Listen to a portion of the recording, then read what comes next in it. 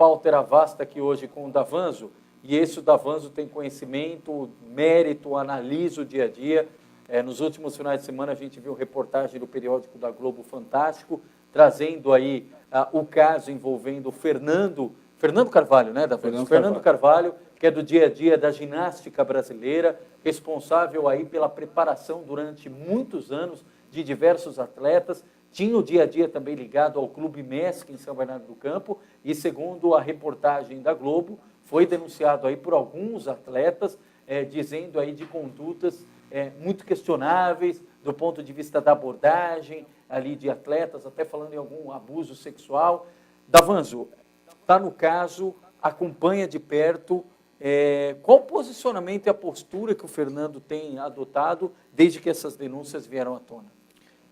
Importante dizer que um veículo, no caso de televisão, de comunicação de televisão, ela acabou apresentando recentemente matéria sobre esse assunto. Mas esses fatos estão sendo apurados tanto pela Polícia Civil aqui de São Bernardo do Campo, bem como pelo Ministério Público, acompanhamento do Ministério Público, desde 2016, aliás, a oportunidade que eu fui constituído, juntei a procuração e coloquei o Fernando à disposição de ser ouvido, mesmo porque a mídia, que essa denúncia ocorreu, interessante o momento que ocorreu, poucos dias antes das Olimpíadas, quando ele seria o técnico que iria representando a ginástica olímpica no nosso país nas Olimpíadas, né? Um momento histórico para os atletas e para ele também.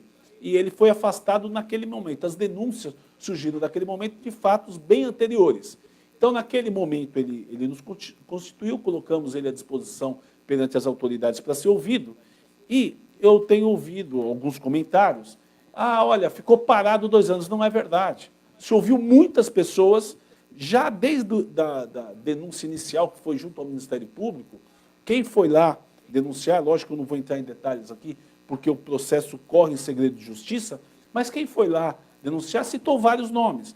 Existe uma dificuldade por parte da polícia, porque parte desses nomes não mora mais em São Bernardo, não está mais no ABC, não está em São Paulo, e tem até quem não esteja no país. Portanto, para poder formar toda a coletânea dessas pessoas que estão apresentando acusação, a polícia nunca parou de fazer essas investigações e está ainda pendente de ouvir algumas pessoas para aí sim o Fernando poder apresentar a sua versão.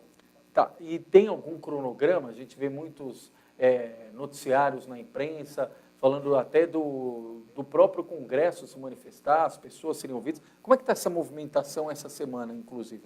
Existem algumas pessoas que estão pendentes de serem ouvidas, do ponto de vista que trariam elementos para a acusação, para posteriormente o Fernando poder ser ouvido pela autoridade policial, pelo Ministério Público, se quiser acompanhar. E também a Câmara Federal, lá em Brasília, fez um convite, não é obrigatória a presença do Fernando. É um convite. Bem como o Senado acabou fazendo uma convocação, e o Fernando, que alega e clama a todo momento pela inocência, e que tem interesse, inclusive, de ver esclarecido todos esses fatos, e com certeza vai trazer elementos importantes até para provar a sua inocência, ele quer falar. Só que, contudo, ele entende, nós entendemos, que como ainda não sabemos quais são todas as acusações, não tem hoje como ele apresentar uma versão, porque ele não sabe quais são todas as acusações. Interessante, inclusive, nesse aspecto, que existiram pessoas que foram até veículo de televisão que não foram ouvidas no inquérito policial, não foram ouvidas pela autoridade policial ainda. Então, não dá para saber. E, às vezes, 10 segundos, 15 segundos no programa de televisão que alguém está falando, nós não sabemos, nós não conhecemos o conteúdo total do que as pessoas estão falando. Então, vige no nosso país o princípio do contraditório, da ampla defesa e da busca da verdade real, que você vai se defender, apresenta-se a acusação e aí você apresenta o contraditório. Se a acusação ainda não está formada, não tem nesse momento como ele exercer essa ampla defesa. Por isso que ele aguarda a convocação das autoridades e espera que isso seja ao término da colheita de toda a prova acusatória. Ele sempre permaneceu trabalhando nos mesmos locais, né, que, diga-se de passagem, nunca até então tinham recebido uma denúncia formal, nunca tinham tido uma reclamação.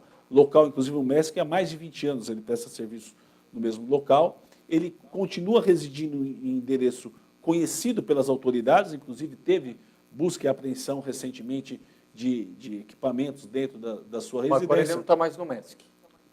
Está afastado. Está afastado enquanto se apura O decorrer do processo. o decorrer do processo. Tá. Ele já tem a decisão se vai ou não ao Congresso? Se ele vai à Não, Câmara, ele vai à Câmara, ele vai ao Congresso, ele vai até as autoridades que forem convocadas.